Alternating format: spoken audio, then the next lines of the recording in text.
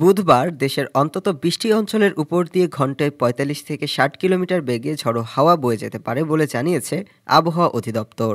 বিকেলে দেওয়া নদীবন্দর সতর্কবার্তায় এসব অঞ্চলের নদীবন্দরগুলোকে ১ নম্বর সতর্ক সংকেত দেখাতে বলা হয়েছে। ঝড়ো হাওয়ার সম্ভাব্য অঞ্চলগুলোর মধ্যে রয়েছে রংপুর, দিনাজপুর, রাজশাহী, পাবনা, বগুড়া, টাঙ্গাইল, ময়মনসিংহ, ঢাকা, ফরিদপুর, যশোর, কুষ্টিয়া, খুলনা, বরিশাল, পটুয়াখালী, নোয়াখালী, কুমিল্লা, চট্টগ্রাম, কক্সবাজার ও সিলেট। এ সময় বৃষ্টি ও বজ্রবৃষ্টির সম্ভাবনা রয়েছে।